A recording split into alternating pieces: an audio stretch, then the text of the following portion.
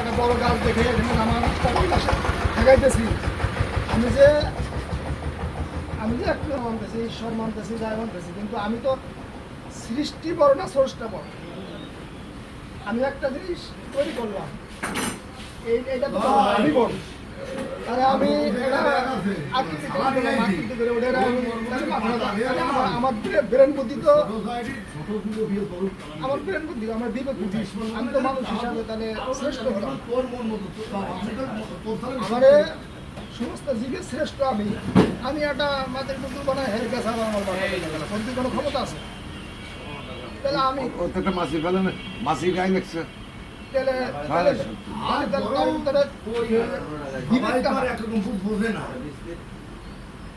তার সৃষ্টিকতাকে চিনল না, তার থেকে একজন সৃষ্টি করছে সে চিনল না, তাহলে তার এই মানব তুলে জন্ম না বৃথা। এটা সংসারের একজন হলো কর্তা থাকে, এই বিশ্ব সংসারের কর্তা হলো একজন। কয় আমরা বিভিন্ন ভাবে ডাকি, তোমরা বিভিন্ন ডাকো, তাহলে বিভিন্ন ভাবে ডাকো, তাহলে এক যে যদি এই বিশ্ব পৃথিবীর মালিক দুজন হতো, একজন করতে আমি সূর্য পূর্ব দিকে ওটা আজকে পশ্চিম দিকে উঠাবো, দুই কর্তায় কর্তায় একটা টক্কর লাগতো। লা ইলাহা ইল্লাল্লাহু মুহাম্মাদুর রাসূলুল্লাহ সাল্লাল্লাহু আলাইহি ওয়াসাল্লাম। এই জন্য আল্লাহ বাদে আর কোনো কিছু নাই, একমাত্র আল্লাহই হলো। আমি আপনার কাছে একটা কথাই বলছি, যে বাচ্চারা জন্ম নেয় হিন্দুর ঘরে নি, মুসলমানের ঘরে নি, সে তো জন্ম নিয়ে জানে না যে আমি হয়ে যাব। ওই বাপ মা যা করবেন সেই তাই পৃথিবীতে যা আসে সব মুসলমান হিসাবে আসে, যে ঘরে জন্ম নেয়, জন্ম নেওয়ার পরে ওইটাই ওই কি হবে। তবে যখন সে নাবালক অবস্থায় ইন্তেকাল হয়ে যায়, এগুলো জান্নাতি। সে যে গর্ভে হিন্দু ঘরে জন্ম নিক আর যে ঘরে জন্ম নিক জান্নাতি, এর কোনো হিসাব নেই। আল্লাহ শুনলে বলো না, ও তো একটা শিশু বাচ্চা মারা গেল। আল্লাহ যখন রুহগুলো আসে সব মুসলমান হয়ে আসে, কারণ আপনি হলো হিন্দু। রুহু তো আল্লাহর কাছে প্রতিশ্রুতি দিয়ে আসে আল্লাহর কাছে সবাই, মানে এই হিন্দু বৌদ্ধ খ্রিস্টান প্রত্যেকটি বাচ্চায় ওই আল্লাহর কাছে লেগে প্রতিশ্রুতি দিয়ে এই পৃথিবীতে আসছে। আল্লাহর কাছে প্রতিশ্রুতি যখন আল্লাহ পাক রুহগুলো সৃষ্টি করলেন, একত্রিত করলেন, লৌহ মাহফুজে যখন ছিলেন, তখন আল্লাহ পাক বলছেন যে আলাস্তু বিরব্বিকুম, আমি কি তোমাদের প্রভু নই? তখন তো আমরা রুহু ছিলাম, আমাদের ভিতরে যে রুহুটা আল্লাহ পাক দুনিয়াতে পাঠালেন, আলাস্তু বিরব্বিকুম, আমি কি তোমাদের প্রভু নই? তখন আমরা সমস্ত রুহু বলু বালা, হে আল্লাহ, আপনি আমাদের প্রভু, আপনি আমাদের সৃষ্টিকর্তা। এভাবে আমরা স্বীকৃতি, এই যে ভাই যে কথা বলি, স্বীকৃতি দিচ্ছি। এই দুনিয়াতে আসে আল্লাহ পাক মায়ের বাপ মায়ের মাধ্যমে আমরা দুনিয়াতে আসলাম। আসার পরে তারপরে শয়তানের যে কাম, আল্লাহ পাক আদম আলাইহিস সালামকে যখন সৃষ্টি করলেন, করার পরে বিভিন্ন শয়তান যখন আল্লাহ পাক বললেন যে আমি দুনিয়াতে একটা নতুন চিজ সৃষ্টি করবো, তোমরা কি বলো? ফেরেশতাদের সাথে মতামত দিলেন। তখন ফেরেশতারা অস্বীকার করলেন যে আল্লাহ, আমরাই তো ভালো আছি, আপনার ইবাদত বন্দী করি, আপনি কি নতুন জাতি সৃষ্টি করলেন যারা দুনিয়াতে যে ফেতনাবাদ ফাসাদ করবে, ফিতনাবাদ মারামারি করবে? তখন আল্লাহ বললেন যে আমি যা জানি, আমি যা বুঝি। তখন আদম আলাইহিস সালাম তৈরি করলেন বিশাল ইতিহাস তৈরি করার পরে তখন সব ফেরেশতারা বললেন যে তাহলে আদমকে এখন তোমরা সম্মান সূচক সেজদা করো, তাকে কুলিশ করো, তার কাছে মাথা নত করো, আল্লাহ হুকুম বললেন। তখন সব ফেরেশতারা আল্লাহর হুকুম মানলেন। শুধু ওই আজাজিল, উনি হলো ফেরেশতাদের সর্দার ছিলেন, উনি আল্লাহর হুকুমটা অমান্য করলেন যে আমি হলো আগুনের তৈরি, হলো মাটিতে তৈরি, আমরা ভালো হলাম আমার মাটিতে তৈরি, আল্লাহর কাছে কেমনি মাথা নত করি? অস্বীকার করলেন। করার পরে তখন লানতের তক্তা তার গলায় পড়ে গেল, সে তখন বিতাড়িত হয়ে গেল, জান্নাত থেকে বিতাড়িত হয়ে গেল, শয়তান হয়ে গেল। আল্লাহ পাক তারে আল্লাহর কাছে কিছু ক্ষমতা ছিলেন, আল্লাহ আমি তো জাহান্নামে হয়ে গেলাম, তা আমার কিছু পাওয়ার আপনি দেন যাতে আমি দুনিয়াতে পরে এই যে আদম সন্তানের ধোঁকা আসলো করতে, ওইখান থেকে আসলো যে আমি দুনিয়াতে যে আদম সন্তানের যে আদমের কারণে আমি জান্নাত থেকে বিতাড়িত হয়ে গেলাম, ওই আদম সন্তানের জন্য আমি ধোকা দিতে পারি, ধোকা দিয়ে তার জাহান্নামে নিয়ে যেতে পারি, তার রক্তে রক্তে যদি আমি চলাচল করতে পারি, এবং 3-4টা কারণ লেগে নেওয়ার পরে হ্যাঁ দিলাম, কিন্তু আমার যে বান্দা মুমিন বান্দা তার তুই কোনদিন ধোকা দিতে পারবি না। তুই তো সারা জীবন ধোকা দিবি, সে শেষ জীবন আমার কাছে তুই একবার কান্দে যে আল্লাহ আমি ভুল করছি, আল্লাহ বুঝতে পারি নাই, তুমি মাফ করে দাও, আমি তার সমস্ত জিন্দগি গুলো মাফ করে দেবো। এই শয়তান তো ওই যে প্রথম থেকে আসছে এইভাবে বিভিন্ন ধোকা দিয়ে বিপদগামী করার জন্য, কিন্তু আমাদেরকে আল্লাহর পথে থাকতে হবে। আল্লাহ পাক সূরা ইয়াসিন শুনে বলছেন যে আলাম আহাদ ইলাইকুম ইয়া বানি আদামা, হে বনি আদমরা, আল্লাহ তা'বুদুশ শাইতান, তোমরা শয়তানের অনুসারী করো না, শয়তানের ইবাদত করো না। হ্যাঁ, তাহলে আল্লাহ পাক তোমাদের জ্ঞান দিছে, জ্ঞান দিছে, জ্ঞান দিয়ে আমাদের সৃষ্টি করতে গেছে। তারপরে বলছে ইন্নাহু লাকুম আদুবুম মুবিন, নিশ্চয় শয়তান তোমাদের প্রকাশ্য শত্রু, আল্লাহ পাক বলে দিয়েছে।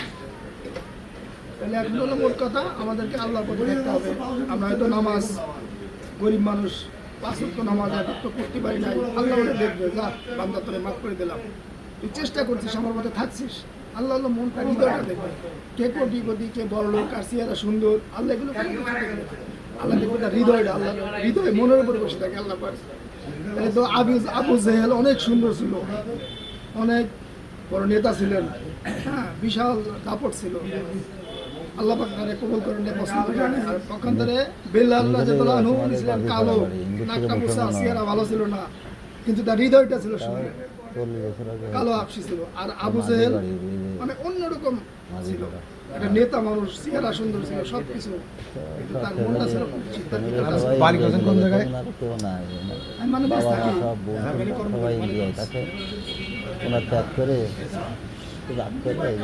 তো মোট কথা হলো আসলে ছেলেবেলে আছে আমার সৃষ্টিকর্তাকে চিনতে হবে। এ হলো যে যত সাধনা করুক, হজ করুক, নামাজ কালাম যাই করুক, নামাজে আল্লাহ পাক করে বলছে তোমরা নামাজিকে ইন্না সালাতা তানহা আনিল ফাহশাই ওয়াল মুনকার। আল্লাহ পাক কালামুল্লাহ শরীফ, আল্লাহ কোরআন শরীফ আল্লাহর কথা, আল্লাহর জবানের কথা, আল্লাহ পাক সব কিছু বলছে। কোরআন শরীফের 30 পারা কোরআন শরীফ 6666টা আয়াত, পুরা কোরআন শরীফকে বিশ্বাস করতে হবে। কিন্তু ফরজ আছে, নফল আছে, সুন্নত আছে, ওয়াজিব আছে, বিভিন্ন রকম আছে। আমি ফরজ মানলাম খালি, আল্লাহর হুকুম নামাজ পড়লাম, সুন্নত মানলাম না, হবে না। আল্লাহ পাক বলেছে কোরআন হাদিস পত্র ভরা ঠিকানা তার জগৎ জোড়া, কোথায় আছে সে মনুষ্যরা, সে আল্লাহ কোথায় আছে সেটা মানুষের। আল্লাহ পাক যুগে যুগে এত নবী রাসূল কেন পাঠাইছে? মানুষকে মানুষ করার জন্য। এই মানুষকে মানুষ করার জন্য যুগে যুগে আল্লাহ পাক এত নবী রাসূল পাঠাইছেন। আমাদের নবী হলো শেষ নবী। আমার নবী বলে গেছেন বিদায় ভাষণে যে আমি চলে গেলাম, আমার পরে নবী আসবে না, আমার পরে যদি নবী হতো পুরোই নবী। আচ্ছা, এবার তোমাদের জন্য কি থাকবে? তোমাদের জন্য বেলায়েত থাকবে। এই বেলায়েতের ধারক হলো উলামা হুয়া রাসাতুল আম্বিয়া, হক্কানি আলেম যারা। আলেম দুই প্রকার, এটা হলো দিনদার, এটা হলো দুনিয়াদার। শিরারুল উলামা, খায়রুল খিয়ারে, খিয়ারুল উলামা। আলেমদের কিন্তু দুই প্রকার আছে। এক প্রকার আলম, তারা কোরআন হাদিস সব জানবে, কিন্তু তাদের ভিতরে দুনিয়ার লোক লালসা থাকবে, মিথ্যা বলবে, মানে যা খুশি তাই করবে, আল্লাহর ভয় থাকবে, তারা আলেম। আর আরেক প্রকার আলেম আছে, তাদের ভিতরে তাকওয়া পরহেজগারি থাকবে, ক্ষুধাভীতি থাকবে, আল্লাহর ভয় থাকবে, আল্লাহ প্রেম ভালোবাসা থাকবে। এরা তাদের কষ্ট দিবে না, না খেয়ে থাকবে, কারো কাছে চাবে না, এরা হক্কানি আলেম, এরা আলেম। এদের ভিতরে নবী প্রেম থাকবে, আল্লাহর ভয়ভীতি থাকবে। আরেকটা আলেম আছে, এরা আল্লাহ রাসূলুল্লাহ সাল্লাল্লাহু আলাইহি ওয়াসাল্লামের কথা তিনি জীবনে একটা মিথ্যা কথা বলেন নাই, হাদিস শুনে। তিনি বলছে আলেমদের ভিতরে দুই প্রকার, একটা হলো দিনদার, একটা হলো দুনিয়াদার। একটা আখিরাত মুখী, একটা দুনিয়াদার। এরা লেখাপড়া শিখেও, মুফাসসির মুহাদ্দিস হয়েও দুনিয়ার লোক লালসায় দিতে পারে বেশি বেশি। এই ধরনের আলেমদের কথা বলা হয়েছে।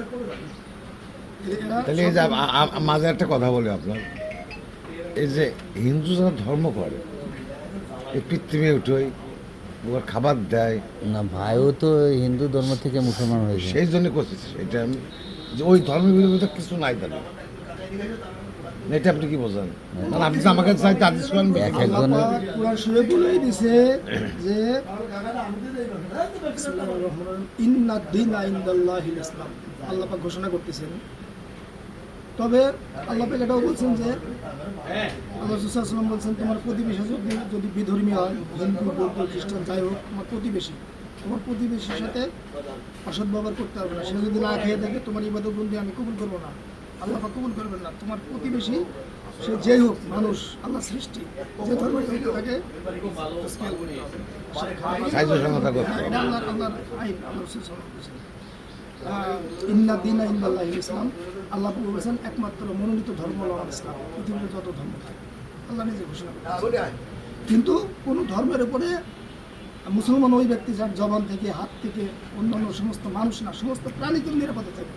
একটা কুকুরকে আপনি হঠাৎ মারবেন, অযথা মারলেন, ওটা তো আল্লাহ সৃষ্টি জীব, ওকে আপনি আঘাত করতে পারবেন না। না বাবা, আমি যাবো না, আমি হাতে দুধ হ্যাঁ, ওকে আপনি করার পরে কিন্তু আসলে যার হৃদয়টা নরম, আল্লাহরে ভয় করে, সে কোনো সৃষ্টিকে কষ্ট দিতে পারে না। আর আল্লাহ রাসূল সাল্লাল্লাহু আলাইহি ওয়াসাল্লাম বলছেন যে যে মানুষকে কষ্ট দেয় সে মুসলমান হতে পারে না। যার জবান দিয়ে একটা মানুষ কষ্ট করে, যার হাত দিয়ে একটা আঘাতপ্রাপ্ত করবে, আল্লাহ রাসূল সাল্লাল্লাহু আলাইহি ওয়াসাল্লাম নিজে আঘাতপ্রাপ্ত হয়েছেন কিন্তু কাউকে মারেন না। যুদ্ধ করছেন কখন? নিজের জীবন যখন বাঁচতেছে না তখন তরবারি দেখছে। আল্লাহ রাসূল সাল্লাল্লাহু আলাইহি ওয়াসাল্লাম তো পৃথিবীতে আসছেন যুদ্ধ করার জন্য, উনি শান্তি প্রতিষ্ঠা করার জন্য। যখন শান্তি প্রতিষ্ঠা হয়ে যাবে তখন অন্যায় অফিসার একাই চলে যাবে। ওনার আদর্শ দিকে মানুষ দলে দলে চলে আসছেন। আবু জেহেল, আবু লাহাব, উতবা, সাইবা, বড় বড় লিডার, বড় এখন তার কি নেতা, ওনারা তো ছিলেন বিশাল বিশাল লিডার, নেতা ওই জামানায়। আবু জেহেল কিন্তু আল্লাহ রাসূল সাল্লাল্লাহু আলাইহি ওয়াসাল্লাম আলামিন, সত্যবাদী, সবাই বিধর্মীরা বলতেন। একবার বললেন যে আল্লাহ বললেন যে মুহাম্মদ সাল্লাল্লাহু আলাইহি ওয়াসাল্লাম আপনি কালেমার দাওয়াত দেন, একত্ববাদের ঘোষণা করেন, আল্লাহ ছাড়া আর কেউ উপাস্য নয়। তখন তো বিভিন্ন দেবদেবীর পূজা হতো। তখন বলছেন আল্লাহ আমি তো একা, এমনি ভয় করে আমার জীবনের রক্ষার, আমি আপনার সাথে আছি, আপনি কালেমার দাওয়াত চালাইলেন। তখন আল্লাহ পাক অবাক দিলেন, সবাই দিলেন, ব্যাস পাহাড়ে ডাকলেন, সবাই আসেন। মুহাম্মদ সাল্লাল্লাহু আলাইহি ওয়াসাল্লাম ডাকছে, উনি সত্যবাদী, সবাইকে ডাকলেন। ডাকার পরে উনি ঘোষণা করলেন যে আমি তোমাদেরকে এই কথা বলার জন্য আসছি, আল্লাহ বাদে আর কোনো উপাস্য নাই, লা ইলাহা ইল্লাল্লাহ মুহাম্মাদুর রাসূলুল্লাহ সাল্লাল্লাহু আলাইহি ওয়াসাল্লাম, আমি হলো আল্লাহর হুকুমপ্রাপ্ত, আল্লাহর নবী, আর আল্লাহ বাদে আর কারো ইবাদত করতে পারা যাবে না। এই কথা যখন বললেন তখন লিডাররা সব খেপে গেলেন, আবু জেহেল খেপে গেলেন, ভাই তুমি এই কথা বলার জন্য আমাদের এখানে ডাক নিয়ে আসছো। তখন তো শত্রুতা শুরু হয়ে গেল, এতদিন তুমি ভালো ছিলে, সম্পর্ক ভালো ছিল। যখন আল্লাহর দাওয়াত দিলেন লা ইলাহা ইল্লাল্লাহ মুহাম্মাদুর রাসূলুল্লাহ, আল্লাহ বাদে আর কোনো উপাস্য নাই, তখনই তো আবু জাহেল খেপে গেল। আবু জেহেল খেপে গেলেন, লিডারদের মাথায় দিয়ে গেলেন। তারপরে আল্লাহ রাসূল সাল্লাল্লাহু আলাইহি ওয়াসাল্লামের আচার আচরণ আদর্শ দেখে দলগুলো সব মুসলমান হতে লাগলেন। সাহাবীরা সাহাবীরা লেগে গেল। এভাবে ইসলামের দিকে আসছে। ইসলামের বিষয় তো তরবারিতে আসে নাই, আল্লাহর নবীর ভালোবাসা আদর্শ দিয়ে ইসলামের দিকে আসছে। সে মারিয়ে ধরে আনে নেই। এখন আওয়ামী লীগ মুসলমান, বিএনপি নামাজ পড়ে, তারাও কি এক আল্লাহকে, তাদের কালামাত লা ইলাহা ইল্লাল্লাহ মুহাম্মাদুর এই যে রাসূলুল্লাহ, এরা যে দোয়া সাত সব তো আমাদের ভাই। তাহলে আমরা গন্ডগোল কেন করবো? গন্ডগোল জিহাদ তখনই যখন আল্লাহ নবীর সম্পর্কে কেউ খারাপ কথা বলবে, আল্লাহ যখন মানবে না, তখন হলো জিহাদ। এখন আপনিও ভাই, হয়তো আপনি এক দল করেন, আমি এক দল করি, আপনার সাথে তো আমার কোনো লাগালেগি না, আপনি তো নামাজ পড়তেছেন, আমরা তো আল্লাহকে বিশ্বাস করি, এক আল্লাহর বিশ্বাস নবীকে করতেছেন, এক বিশ্বাস নবী, করি। তাহলে আমাদের ভিতর তো কোনো দ্বন্দ্ব থাকতে আর পারে এই না। হিন্দুরা এই যে এই দ্বন্দ্ব যখন দশ নিরসন হবে তখন দেশে শান্তি আসবে, সমস্ত আলেম যখন এক হবে, সমস্ত দল এক হবে, এক পতাকা দলে আসবে, তখন ইসলামের বিজয় হবে, শান্তি হয়ে যাবে। ওরা কোন তাছাড়া তরিকা শান্তি মানে? আসবে। ওরা কোন তরিকা মানে? তারা হিন্দুরা ওনাদের তো হিন্দুদের শয়তানের তরিকা কি? তরিকা। হ্যাঁ? হিন্দুদের বা তরিকা কি? ওদের শয়তানের তরিকা, কথা ঠিক বলছেন। লাইন হলো দুটো, একটা হলো অন্ধকার পথ, একটা তো আলোর পথ। হ্যাঁ, ওরা অন্ধকার পথ। ওরা অন্ধকার পথে চলে গেছে, শয়তান তাদেরকে পথভ্রষ্ট করছে, কিন্তু বিবেক দিছে। তুমি ভাত খাইছিলে, আমি যে আম গাছ বানাইছিলাম, আম গাছের আমটা কত মিষ্টি করে বানাইছিলাম, একটা কাঠের ভিতর দিয়ে আমি কোন ফলের চিনি নিয়ে এত স্বাদ করে আমটা বানাইছিলাম, তুই আমার চিনি দাও। আল্লাহ ধরবেন, আজকে তোমার দেব দেবীদের ডাকো, যাদের উপাসনা করতা, যাদের তোমরা আল্লাহ বান্দা সৃষ্টি করতে পারবে, তাদেরকে ডাকো, আল্লাহ তখন তাদের কোনো কাজে আসবে না, সবাইকে ডাকবে। তখন জাহান্নাম যাও, আল্লাহ আমি আবার খাইছি দুনিয়াতে, আমার অক্সিজেন গ্রহণ করতাম, আমার আসমানের নিচে ছিল, আমার জমির উপর হাসছো, আমার গাছের ফল খাইছো, কাঁঠাল খাইছো, আম খাইছো, আমার দিয়ে গরুর দুধ খাইছো, আমার গাভী দিয়ে দুধটা বানাইছিলাম, কত সাত করে তোমার জীবনে খাইছো, তুমি আমি আল্লাহর ছিল না, আর যাও আজকে জাহান্নামে। এখন আল্লাহ আল্লাহ মানুষ না হলে পারে তার কি হেদায়ত, তার চোখের পানি আসে, কান্না আসে, এটাই বলে শস্যদানা পানি আসলে ধর্ম। কঠিন ব্যাপার। ধর্ম, শস্যদানা পানি আনতে পারে। এটাই ধর্ম, হ্যাঁ, ইসলাম ধর্ম। সৃষ্টিকর্তাকে তো আমরা আসলে চিন্তা করবো। আল্লাহ তো বলছেন যে ওই যে খুববাই তো পারে না, আজ করুন আজ করুন মশ করুন ওলা তাক করুন, খুববার ভিতরে শেষে লাস্টে হ্যাঁ। জুম্মা নামাজের পড়ে না, বান্দা তুমি যে আমাকে ডাক দাও, আমাকে স্মরণ করো, আমি তোমাকে স্মরণ করবো। আল্লাহর বাণী, আল্লাহ তো মিথ্যে কথা বলেন না। তারপরে আল্লাহ বলছেন ইন্নাহু, আমি তোমাদেরকে, আল্লাহ সব কিছু সামিউ, আল্লাহ সামিউ বাসির, আল্লাহ দেখেন এবং শোনেন, সব কিছু দেখতেছে অদৃশ্য থেকে। কিন্তু ওই যে লালন ফকির একটা কথা বলছেন, উনি যাই হোক কথাগুলো তো গ্রহণযোগ্য, যে নড়ে সরে হাতের কাছে নড়ে সরে খুঁজলে তো ঘর মেলে না, এই কথা কয়রে দেখা যায়। আল্লাহ পাক বলছেন যে এই কথার ভিতরে কোরআন শরীফে আয়াত আছে, আল্লাহ বলছেন অফিয়ান ফুসিকুম আফালা তুবসিরুন, বান্দা আমি তোমার সিনার ভিতরে থাকি, তুমি আমাকে কেন দেখো? হ্যাঁ, তাহলে কীভাবে দেখা যায়?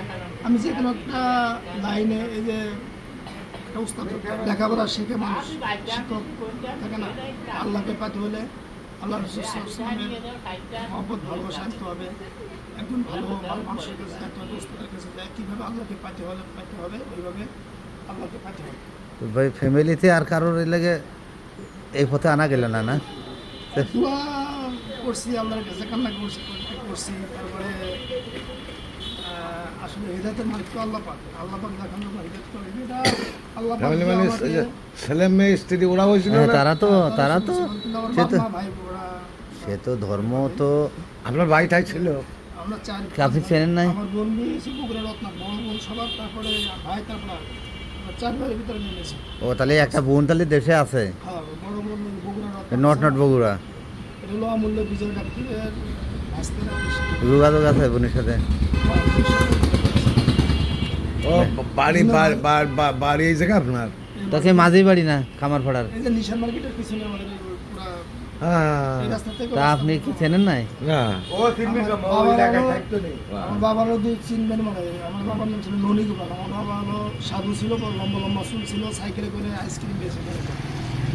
হ্যাঁ, আর উঁচা লম্বা ছিল। বনবাসীর বাবা? বনবাসীর বাবা আমার চাচা। আমার বাবারা দুই ভাই, ওই বনবাসীর বাবা আর আমার চিনেছি চিনেছেন? এই হ্যাঁ। দুই ভাই। দেখছেন যে এটাই, হ্যাঁ, যে হিন্দু বনবাসী শিখে- গোবিন্দ আমার চাচার দুই ছেলে, আর আমরা হলো 5 ভাই মানুষ। তা আপনার ওই চাচাও কি ইন্ডিয়ায়? না, চাচা মারা গেছে। সে মারা গেছে, খালি আছে ও সব। ভাই আছে একটা মাগুড়ায়। হ্যাঁ, ছোটটা? চাচা ভাইটা আছে। ওই- তো ভাই, ওকে দেখা মানুষ- টাকা দেওয়া হয় স্বাস্থ্য ভাইয়ের সাথে মাগুরায়, ওর সাথে দেখা তেমন হয় না। তাই? আর শুনে হয় না। এখন যে যাই করুক আল্লাহকে চিনে, আল্লাহর ইবাদত বন্দি করে আল্লাহর পথে থেকে, নবীর পথে থেকে দুনিয়া থেকে যেতে হবে, তাছাড়া কোনো উপায় নেই। না, কোনো।